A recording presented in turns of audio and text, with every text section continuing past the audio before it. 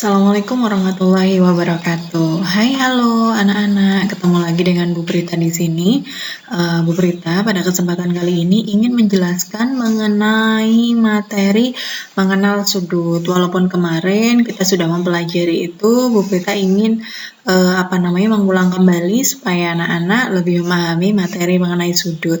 Tentunya materi ini ada di kelas 4 ya, walaupun di kelas 5 ada. Nah,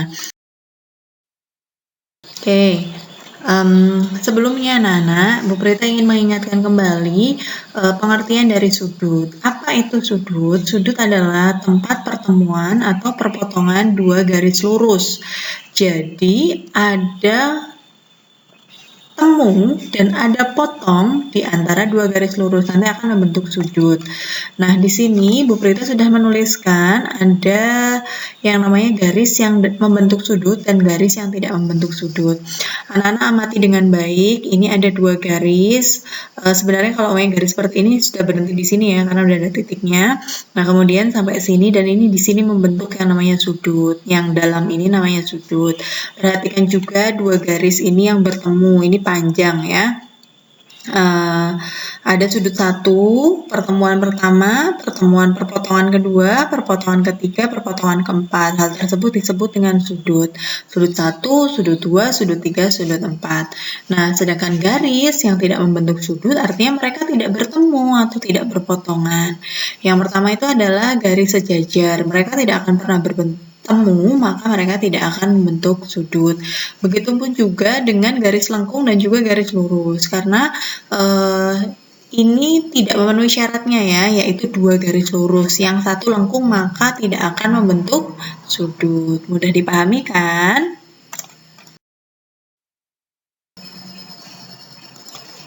Oke, selanjutnya Nana, Bu Prita akan lanjutkan penjelasannya, yaitu adalah mengenai bagian-bagian sudut. Nah, ini Bu Prita punya gambar, kalian amati baik-baik. Di sini ada dua garis yang bertemu atau berpotongan. Nah, di sini ada bagian-bagian sudut. Yang pertama, kalian amati A sampai B, garis A dan garis B itu disebut dengan kaki sudut. Nah, jadi kaki sudut itu ada dua, A garis AB, kemudian dan juga BC atau CB itu namanya kaki sudut. Kemudian yang kedua titik sudut. Titik sudut artinya pertemuan dua kaki sudut. AB ketemu dengan CB atau BC, di sini di tengah-tengah ini itu disebut sebagai titik sudut. Lalu bagaimana dengan sudutnya? Nah, jangan bingung kalau mamanya ada gambar seperti ini ditanya apa nama sudutnya. Kebanyakan kalau ada soal seperti itu biasanya menjawabnya itu adalah jenisnya. Jadi kalau bentuk seperti ini ada pertanyaannya nama sudutnya, itu dijawabnya sudut lancip. Itu kurang tepat ya. Jadi kalau mau ditanyakan seperti ini maka sudutnya itu adalah sudut A, B, C, atau dibalik C, B, A. Nah, itu yang membentuk daerah sudut, maka disebutnya sudut tersebut. Nah, kalau dalam simbol ada tanda seperti ini. Tanda seperti ini artinya dibaca sudut. Jangan sampai lupa ya. Oke, selanjutnya sudut, jenis-jenis sudut. Nah, ini baru jenis-jenis sudut. Kalau tadi nama sudut, sekarang jenis-jenisnya. Yang pertama ada sudut siku-siku, kedua ada sudut lancip, dan yang terakhir sudut tumpul. Ini yang paling sederhana. Sebenarnya ada lebih banyak lagi, tapi Bu Prita akan fokus ketiga itu dulu aja untuk materi kelas 4 ya. Nah, pertama sudut siku-siku, yang kedua sudut lancip, yang ketiga adalah sudut tumpul. Bedanya di mana? Kuncinya ada di sudut siku-siku, 90 derajat atau membentuk huruf L ya. Jadi kalau sudut siku-siku itu sudut yang besarnya 90 derajat tepat ya. Nggak boleh kurang, nggak boleh lebih. Lebih 1 nanti jadi tumpul, kurang 1, 89 itu menjadi lancip. Harus diperhatikan baik-baik. Nah, kalau ini gambarnya dari sudut siku-siku, amati bentuknya huruf L ya, seperti L. Mau jempalian kalau ada tanda huruf L kayak gini atau bentuk kotak di sini set-set kayak itu namanya sudut siku-siku. Sedangkan sudut lancip itu Kalau ini tadi kan tepat ya untuk L. Kalau lancip itu kurang, jadi nanti ke sini. Pokoknya di yang garis kaki sudut yang AO ini bisa miring ke dalam. Jadi membentuk lincip. Nah, itu namanya sudut lancip. Nah, seperti ini. Ini mau nempel sini tetap lancip, mau ke sini jeplak ke sini juga lancip. Yang penting harus kurang dari 90 derajat. Nah, sedangkan untuk sudut tumpul itu oh sorry, ini Bu Prita belum menghapus. Ya ini harusnya sini sudut lancip, ini sudut tumpul, nggak teliti, tapi nggak apa-apa ya. Anak paham maksud Bu Prita ya. Ini sudut lancip, yang ini sudut tumpul. Jadi sudutnya itu besarnya lebih dari 90 derajat. Nah, kayak gini ya. Oke. Jadi ini kalau tadi lancip itu meruncing, kalau ini jeplak ya, kalau mamanya keluar. Nanti kalau pokoknya sampai hampir membentuk lurus itu bisa disebut tumpul. Tapi kalau udah 180 derajat itu berubah menjadi sudut yang lurus gitu ya. Nah, sekarang anak-anak mengukur sudut dengan satuan tidak baku. Jadi dalam mengukur sudut itu ada dua cara. Yang satu dengan satuan tidak baku, yang satu lagi dengan satuan baku. Nah, yang tidak baku itu gimana? Nah, seperti ini. Amati baik-baik. Nah, besar sudut A itu satu sudut satuan. Nah, lihat, amati ya, hanya ada satu. Nah, sedangkan ini besarnya sama, ada dua, maka di sini sudut B itu dua sudut satuan. Ini ada berapa? 3, berarti 3 sudut satuan. Yang ini ada berapa? 4 sudut satuan. Yang ini berapa? 5, berarti 5 sudut satuan. Sampai seterusnya. Kalau umumnya lingkaran utuh biasanya ada 8 ya. Maka ada, kalau bentuknya lingkaran utuh, maka ada 8 sudut satuan. Itu adalah cara mengukur sudut dengan satuan tidak baku.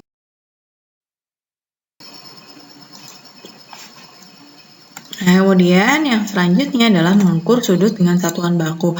Sebenarnya di internet banyak sekali, anak-anak di YouTube banyak, tapi Bu Prita coba untuk menjelaskan untuk kelas kita supaya anak-anak lebih paham dengan penjelasan Bu Prita. Amati dulu ya. Ini namanya adalah busur. Busur itu apa?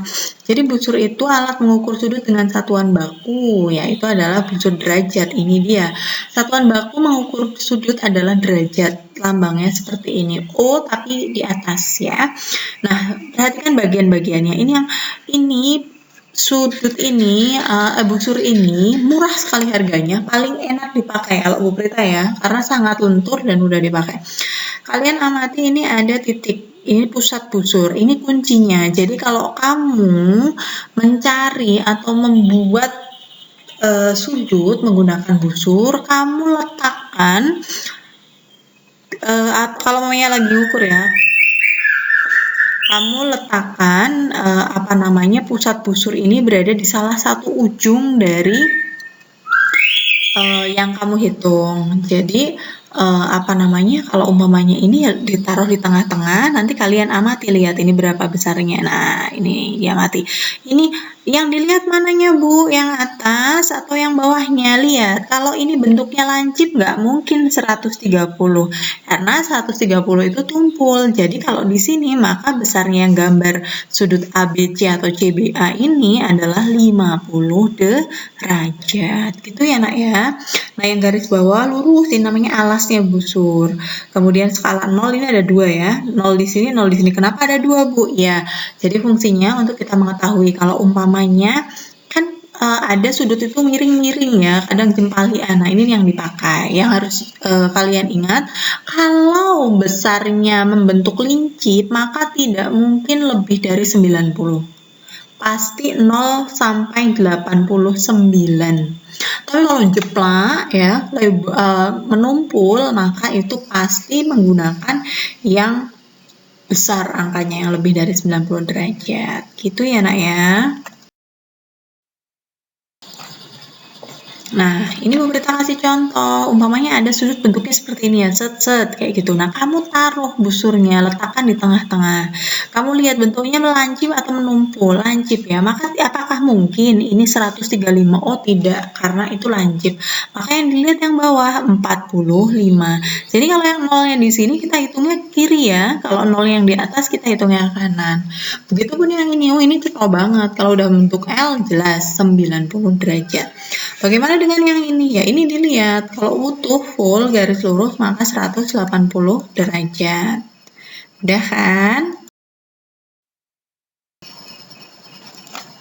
Oke, nah sekarang kalau umpamanya, ya ini tadi kalau Bu Prita bilang caranya untuk menghitung seperti apa.